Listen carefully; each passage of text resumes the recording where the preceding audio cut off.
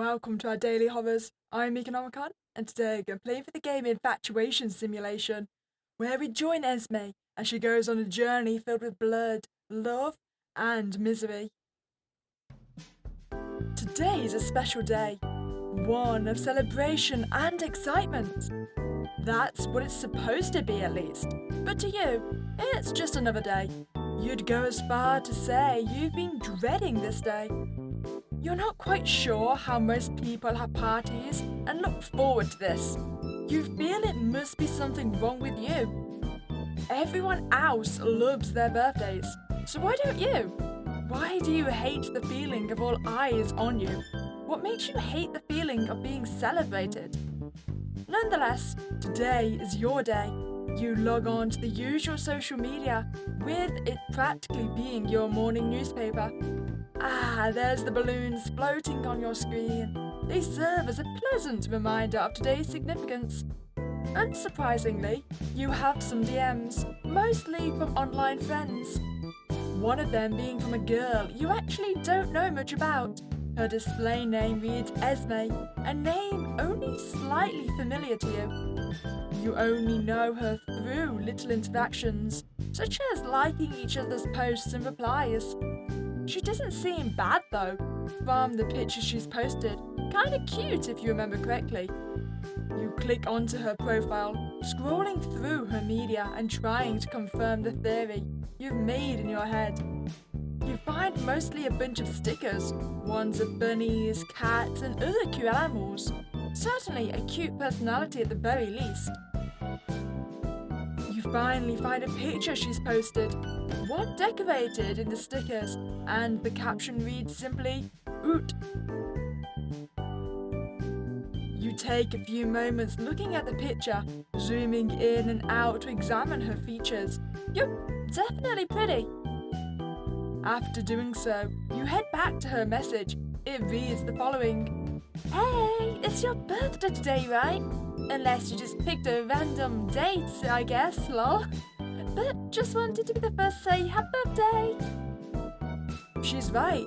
She sent this message right on the dot at midnight. You two seem to share the same time zone. How do you respond? Okay. I mean, that seems like a good one. I mean, we don't actually know her. Hey, thanks for the message. Who are you, by the way? You decide it's best to figure out who she is before anything. She responds almost immediately. You guess she has nothing better to do. Oh my god, hey, you responded. I'm Esme. I've been following you for a while now. Seems she does go by Esme, at least. You don't remember how long she's been around, but you guess it's been a decent amount of time based on her words. She's typing again. She seems to be talkative, or not very shy to say the least. Anyways, it's your birthday, right? Doing anything fun today? Seems a bit personal for a question to ask what's pretty much a stranger, but whatever. You don't give it much thought. Not much, just hanging out at home, I guess. Not one for birthdays, really. Oh, I totally get that. Birthdays can be weird. It's like, who's celebrating 1 year closer to death, lol? But anyways, what would your name be? She's asking my name. Well, my name never changes. My name is always the same, because I am always Meek. Well, it's nice to meet you, Meek. Oh, by the way, I guess you noticed earlier, but we live in the same time zone. Hey, how do you know that? Unless we've got our location on. Because, I mean, she won't know what time I received that message if I did actually receive it at midnight. Would she? You better watch out. I'm going to be stalking the hell out of you. What have we got ourselves into already? Just kidding. You are really not. No one sends that message and they're just kidding. Eccentric girl. You don't mind for a bit of humour though, even if it's a little on the weirder side. It's a little on the psychotic side. Who threatens to stalk someone 3 sentences into a conversation? Yeah, I guess so, and good luck with that. So, like, you're perhaps wondering where I came from, right? And like, what's up with me? And to that I say, what's up with you? That's my question, birthday friend. From your posts alone, and the way you speak is all very, how can I say, unique, endearing, mind-provoking, encapsulating. You're interesting is what I'm trying to say. To be honest, you don't quite understand. You think you're the most average person there is, in every sense of the word. Are we the most averagest ever average? Have we got in to a prestigious high school just for being completely and utterly average? We're going to die. You have a few close friends. You do fine in school, and you have a bit of an inferiority complex, just like everyone else. So what is this girl on about? Really? What makes you say that? To be honest, I don't know. It's just like you have some kind of, how do I say? Not to sound creepy, I guess, but I don't know. How else to word it? I'm just drawn to you. I know I don't know you much and we've hardly spoken, but I can't help but notice I get excited when you post something, even as something as little as a pointless thought. I'm not the only person that doesn't find this endearing, right? This is full-on blown into the creepy aspect, right? I'm curious to know what you do through the day, what you're thinking. I swear, one of these times she's gonna literally say I want to wear your skin, is she not? She seems like the person. I want to tell you about a cool thing I saw, like a dog on the street. I want to talk to you about pointless things, because somehow it feels like they wouldn't be pointless with you. I think she's trying to get us into a long-term relationship, that's what that sounds like. Sorry, that's kind of weird, huh? It is a little weird. But she seems sweet enough, does she? Are you sure about that? Just a fleeting internet crush, maybe. You're no stranger to those, though you've never considered yourself the type to date online. It's not that weird. I understand the feeling, I think. Just surprised you think so of me. Oh, but how could I not? You let so much of your personality shine through in just your little daily habits and routines. Before you get to dwell more on her feelings and perception of you, she raises you to a peculiar question. Hey, you don't need to answer this if you don't wanna, but do you happen to live around here? Not too long after her message, she sends you a pinned location. Upon further inspection, she actually seems to live only a bit of a drive from you. Wow. Whoa, actually, yeah, you're not too far from here. Wow, that's amazing! Wow, what kind of lunatic sends their location to someone they've spoken to once? I could be a serial killer. I could come and murder you in your sleep. Hey, birthday fiend. You said you weren't busy, right? We should, totally hang out. To be honest, I don't ever do stuff either, lol. You think she seems fine enough to invite over. You're not sure an old freak who's out to get at you would act so eccentric teenage girl-esque. Screw it. Hey, you know what? Sure. Where do you want to meet? I'm gonna be real with you. I'm broke, dude. Would it be cool if we just hang at yours? No. No, it would not. Not at all. No, veto. Let's just go to the park or something. Very, very public park. You guess spending your birthday at McDonald's or something would be lame anyways. Sure.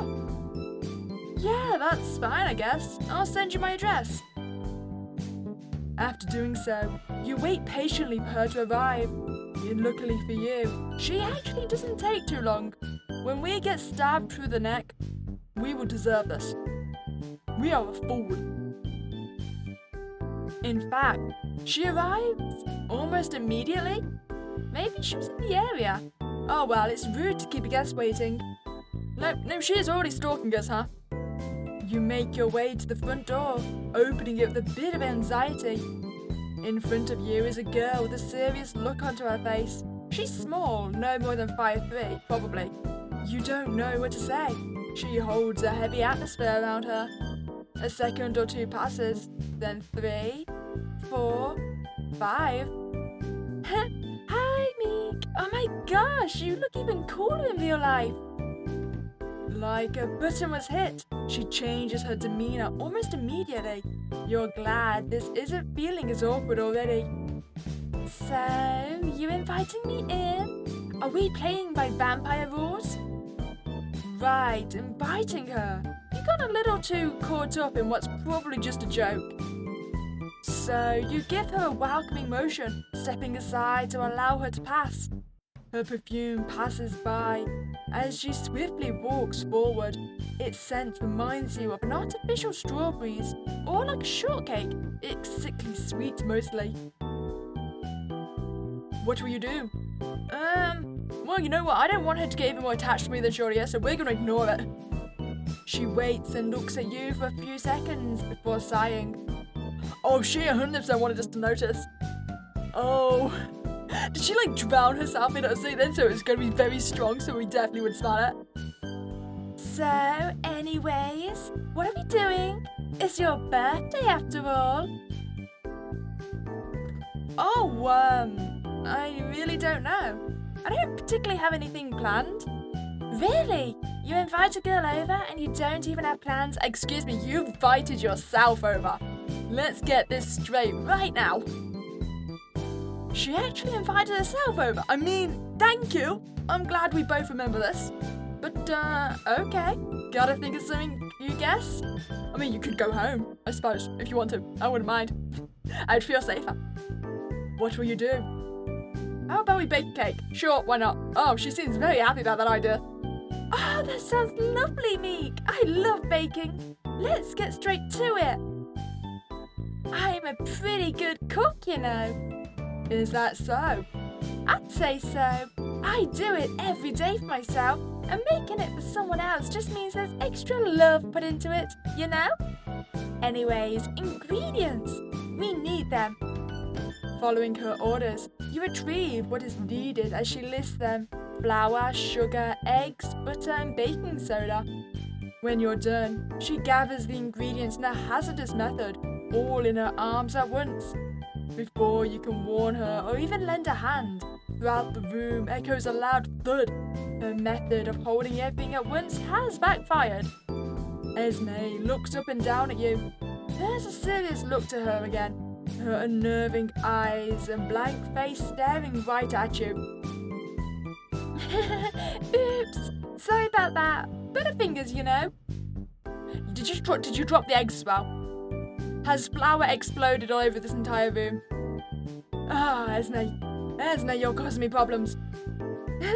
But this is a big mess. I'm real sorry about that. Won't you forgive me? No. Go home. It's not like you'd really get mad at her. Simple mistake, that's all. It's really nothing, Esme. Don't worry about it. I'm not gonna get mad or something like that. That'd be dumb. Really? You're too kind to me, Meek. Really, I don't deserve it. Thank you. Hey, why are you talking about yourself like that? And again, it isn't a big deal. I don't care about what you spill or how, even throw here. No, don't be giving that as an option. She's gonna start making a mess of everything, and I don't want to have to clean up after her. It's just a simple mistake, nothing more, nothing less, right? Yeah, forgive and forget, right? With that out of the way, the two of you start to clean up the mess she's made and get on to the actual baking. Not without more messes, of course. Flour getting everywhere, sugar and butter sticking to your hands, and of course, the table being wrecked. But this is a nice moment nonetheless. The kitchen smells of sugar and cake batter, and you're both laughing when the other messes up. It's a comfortable feeling. By the end of it, Esme looks almost as carefree as you feel. She's much more open about it though. Wait, have you got blood on you? How did that happen? Her hair's a little messy. There's a batter splattered across her face. Wait, maybe you made red velvet. That would make sense. And the apron you'd given her is more than covered in the ingredients you two had used together. To together, it feels unfamiliar to say to yourself, when was the last time you got together with someone like this? Together, you say again. Together. Hey! Hello? Meek, are you there? I said it's time to put it in the oven. Ah, right, the cake. You zone out too much. Bad habit of yours. Sure thing, one sec. You open the oven and carefully reach over Esme's hands, your fingers just barely touching. Your fingers linger a little too long, the warmth you feel from her hands, and the way they seem to fit a little too perfectly beside yours. It's just too much. Looking up, about to apologize, you see Esme in disarray. Quickly, you take the pan from her hands. You look away to the best of your abilities, hiding your embarrassment. Sorry about that. I just wanted to be careful about, the pan exchange. That's okay. I totally don't mind. In fact, Meek, you can tell me if you want to hold hands, you know. I'm good. No, I still think you're a crazy psycho stalker. Upon saying so, her hands reach towards yours. Human relationships are so mind-provoking, aren't they? We're all lonely, but we are the reasons for loneliness. We complain of being alone and being incapable of being understood. But is that the fault of those around us, or is it us? We're too scared to change what we hate most. That's ourselves, right? We think to ourselves, if I were just a little bit different, if I were born into certain circumstances, if I could change this one thing of the past, it'd all be a little bit better, right? It's a dilemma we set up for ourselves. We set up these high standards, this impossible to reach criteria, when all we have to do is change what all it surrounds. Ourselves, right? So why can't we? Why is it so hard to do what we want? Say what we want and to then do it. If I want to hold your hand, why would I keep myself from doing so? Why would I set up my own personal torturous hell for myself? When all I need to do is take control of my own life. But, oh, that's tricky, right? What a mystery. Anyways, what should we do now? I can show you what's in my room, I guess. It's not much, though. That sounds nice. You said it's just you who lives here, right? I mean, I hadn't specified, but yes. I bet there's some really cool stuff in here, huh, Meek? There really isn't. It's just your room. If that's what you wish it to be. As you gesture towards the various items and collectibles in your room, Esme reaches for your arm. She's only looking at you, a small grin on her face as her arms wrap around yours, just a little tightly. Don't mind me. You don't pay much mind as she suggests. She's probably just the affectionate type. You're not familiar with the type, but it's kind of endearing. She makes you feel comfortable. You start to realize what's going on though. You have a new girl in your room, and you've begun to feel a little embarrassed at the fact. You're certainly not used to guests, especially not showing said guests to your room. This is new territory for you. Ah, so cool! This totally fits you, Meek. To think, you'd have all this. You're pretty interesting, you know. You've begun to notice she has a small catchphrase. It's sort of cute, you know. Despite all you have to show off, I bet this is the first time you've had a girl in here, right? I'm probably the only girl you've ever even invited, huh? That's kind of cute of you. Sweet even. Are you nervous? Are you scared? Is your mind filled with anxieties? Is your heart racing? Are you starting to sweat? Look, feel! She takes your hand and places it atop her chest, right over her heart. It's beating to the tune of your own. You can feel it, her blood rushing through her body and to her face. She's so warm. You're starting to feel warm yourself. It's hot. It's hot in here and stuffy in this shroud of silence. The two of you are building up between yourselves. You can feel your heart beating even faster, faster than hers. Your mind's getting fuzzy, and you can't focus on anything but the girl in front of you now. She's so pretty. You feel so drawn to her, like something's beckoning you in. What's she doing here? What could someone like her want to do with you?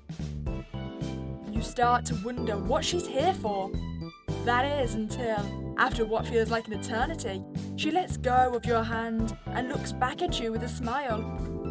Isn't that cute? I haven't felt butterflies like this in ages.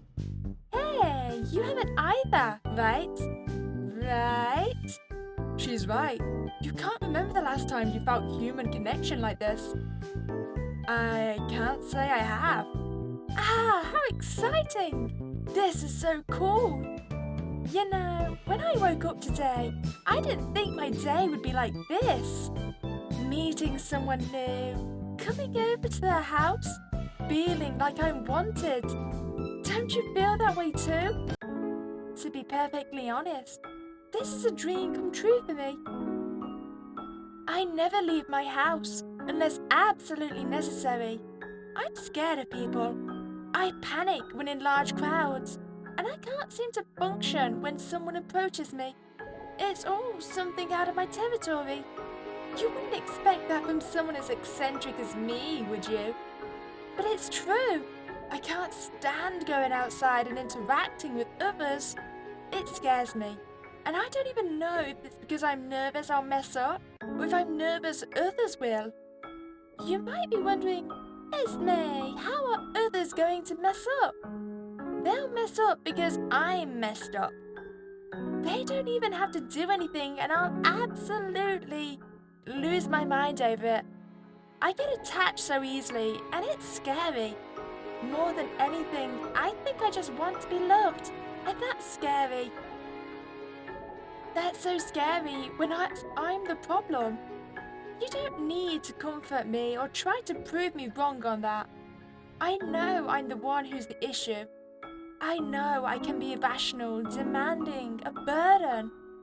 I know there's something so irreversibly wrong with me. Something no one will ever be able to understand. They may say they do, but they don't know how truly agonizing it is to love something, someone. How desperate you feel just for their attention and approval. And yet, you're always the one pushing them away. Oh, out of what? Fear? Defense? Malice? I've lost track of it myself. Maybe I'm just scared of everything. Is that okay with you? Will you forgive me for being like this? What will you do? I mean, I'm not sure about all of this at all. I just met you today. This is a lot to burden with me. Right, how could you? You awkwardly move away from Esme, letting a heavy atmosphere sit in the air between you two. Neither of you say a word, and let your actions in doing so speak for themselves. This goes on for what feels like an eternity. That is, until Esme stands herself up in front of you with a sigh. Well, this has been fun. And by fun, I mean a total bummer, obviously. I mean, you're seriously that afraid? Even after my whole hedgehog's dilemma speech? You seriously have to pussy out, huh? I mean, you're clearly stalking me, so yes. What a joke. Hey, you love me, right? Nope.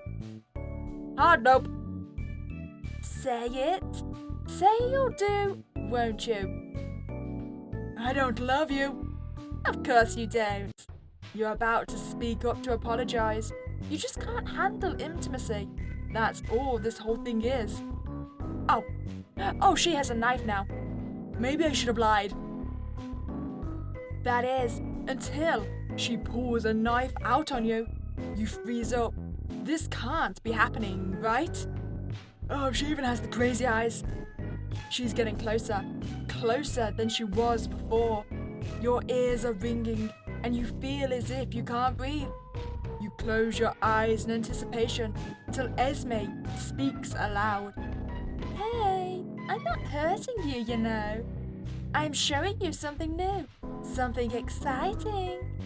I'm going to invite you to a brand new world, one where we can be together. That sounds nice, doesn't it? Do you like the sound of that? Well, not that it matters too much anyways. I'll show you either way. I love you a lot, you know me. More than life itself. I think about you all day.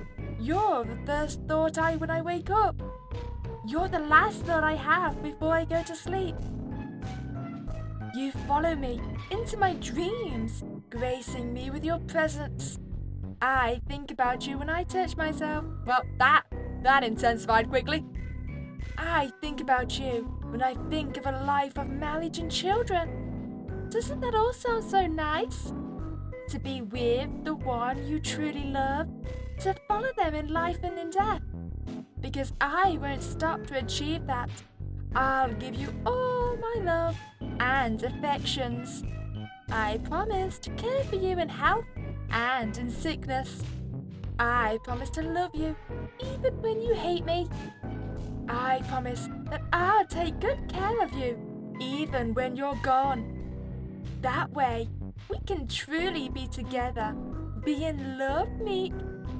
I realized I won't get that through keeping you here like this. So, I'll keep you for myself in a different way. I am so getting stabbed. One, when you're all mine. Bad end one, all mine. Yeah, I am him saying got stabbed then, huh? Okay, so what was if the only thing we change is saying that we love her? So, I love you, Esme. Is that so? You really loved me? You really, really, really loved me? You hold your breath in fear of what she'll say or do next. Yeah, I love you, Esme. She continues to laugh and laugh and laugh to herself, as if there were a competition, but she's the only one participating. Her face is turning red, and her hands are holding her stomach, like she was trying to contain her laughter, only to be met with utter failure. This continues until it halts to a sudden stop. Liar! You're lying, aren't you? You're lying to me. You hate me, don't you? You despise me, don't you? You're afraid of me, aren't you? Well, to that I say, don't you dare ever lie to me again. I know what you're getting at. I know what you're trying to do. Stop lying to me. You're trying to drive me away, aren't you? That's it, right? You're hoping I'll just up and leave for my own sake. Oh, me, you're so sweet. So considerate of me and my feelings. Just kidding. You really hate me, don't you? I know you do. Don't say you don't. I'll know you're lying. I won't let you go either way, though. I'll hurt you before you hurt me. I'll be the one to destroy you before you do me. You can't hurt me. I still love you, you know. I know you hate me. So that's why I can't let you tell me. Why I can't let you lie to me. I won't be hurt. I'll kill you before I let that happen again. Do you know how heartbreaking it is? To dedicate all your love, time and affection and patience all to one person. You're not the first, you know. Far from it, actually. I still remember my first love. They were darling, that one. Unfortunately, they didn't feel the same way. They shattered my mental state. They never cared for me. They had me in such a tight grasp, one so firm it ended up hurting me. I can't help it, Meek. I was wired this way. How couldn't I be, after all that's happened? You really, really hate me, huh? Oh well, can't win them all, I guess. Let's try this again in another life, okay? I love you, Meek. And there's the bad ending too. I love you. And I mean, I'm not gonna say it back because you told me not to lie to you. You know, how about this time we choose to think of something instead of faking? Seriously? Fine. You play video games, right? I have a hay station, yeah. You want to do that? Oh, I love hay station. What games do you have? We can go look. This is my room. Immediately spotting your shelf of games, Esme rummages through them. She picks them up one by one, naming the one she's seemingly interested in. Hyperdimension Jupiter Area, the finale of Earth, Future Punk 2088, Liar Automated, Last Fantasy 7, Gone by Sunlight. Oh my gosh! She holds the last one out to you with both arms, looking up at you with excitement. Her eyes are sparkling and she notes a big smile on her face. Her expression is one that's asking, please, can we? And so you sigh, taking the game and inserting it into the hay station disk drive. Fine, only one game though. Yay! She's hopping around your room, flapping her hands around and repeating yay to herself. Play the game, play! You heed her word, pressing start and getting into the game. So begins your battle against other players. Your goal is to kill. Those on the other side of the screen are trying to survive. The game begins and you're off to a rough start. The survivors are working on their escape from your field. All the while, Esme is watching intently. Her eyes are glued to the screen. Until one of the times her eyes are actually focused on you. You only make brief eye contact, but you can see her watching you from her peripheral vision. She is the one who wanted to play this, so why is she intently looking at you instead? You can feel her stare growing all the more intensely. In fact, she seems to scoot a little closer as well. She keeps moving inches at a time until she's right beside you. Her legs are tucked beneath her knees and her hands are on the floor next to your thighs. Losing focus almost entirely, you notice you've quickly lost the game. Damn! You set down the controller, looking over at Esme. She's still looking right at you as well. Yeah? You've been looking at me for a while. Good observation. Any reason as to why? Not in particular. Unless you count me having a teensy crush, maybe. Oops, I wasn't supposed to say that. But the cat's out of the bag now, I guess. Sorry, I'm just a bit ditzy like that. Oh, but you can forget I said that if you wanna, okay? I won't mind. It's not time yet anyways. We're just getting started, right? On this, everything is only the beginning. I have so much more to say, so much more to do before we get there. So it's okay. I didn't say anything, okay? Let's get back to it now. What should we do? Okay, so maybe if this time we choose I forgive you. Oh, Meek, what can I do to repay you? She's looking at you as if you just jumped in front of a bullet for her. And I'm thinking maybe if you leave without stabbing me this time, that would be appreciated. Her eyes are watering, lips trembling, and her hands are shaking. You can tell she's scared, but she's almost definitely never opened up like this. How could she? It all seems terrifying. She must be terrified. And yet, she's confided in you. Really, it's nothing, Esme. You're only doing what you can. In fact, you almost understand where she's coming from. Maybe you're even a little fearful of people yourself. Wait. What? Why would we kiss her? What? Okay, no, we're not doing that. We're not. She stabbed us twice. Have we forgotten this? We're gonna back away, idiot. Sorry. You awkwardly move away from Esme, letting a heavy atmosphere sit in the air between you two. Neither of you say a word and let your actions in doing so speak for themselves. This goes on for what feels like an eternity. That is until Esme stands herself up in front of you with a sigh. Well, this has been fun. And by fun, I mean a total bummer, obviously. I mean, you're seriously that afraid? Even after my whole Hedgehog's Dilemma speech, you seriously have to mess up again? What a joke! Hey, you love me, right? Say it. You'll say you do, won't you? I feel like either way I'm gonna end up with the first two endings. Don't love you. Yeah, I got killed again. What about this run we just basically pick all our opposite answers? So this time we'll be nice about it and ask if she lives on this side of the world too. She seems friendly enough. Might as well make some conversation. She responds almost immediately. You guess she has nothing better to do. Okay, so this time we'll also compliment her. Oh, thank you. I'm glad you think so. It's strawberry custard. So, anyways, what are we doing? It's your birthday after all.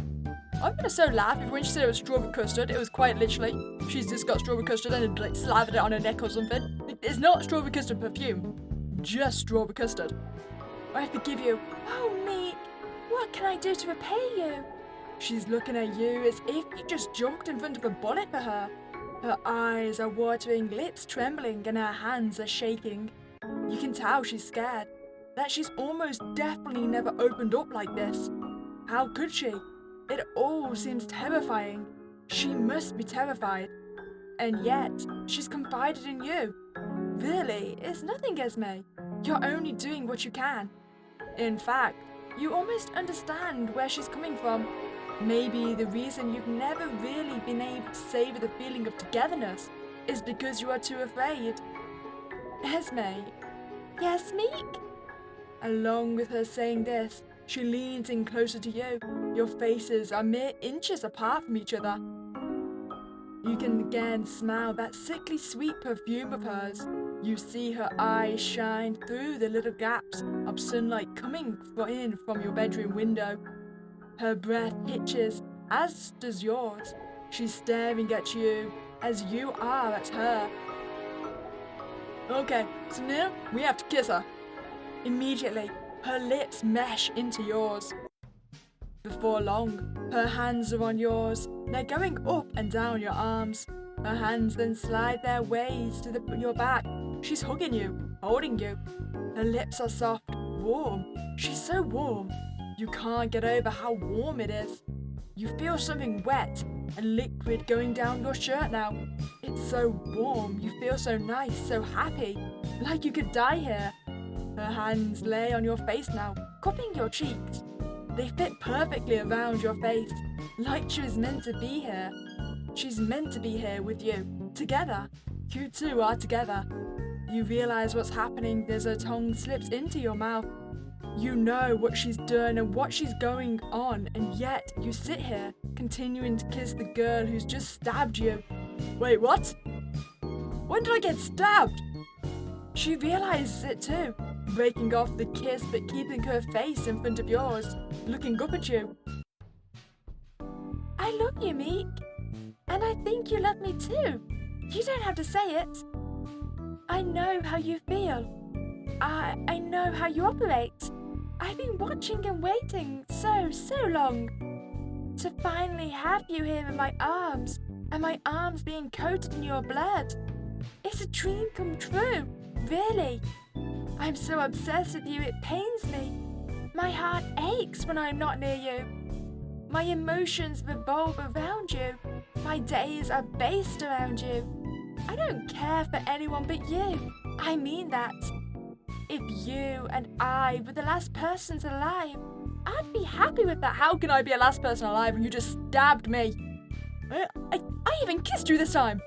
Not okay with it. Happy is what I said. I'd be happy to have you trapped here with me.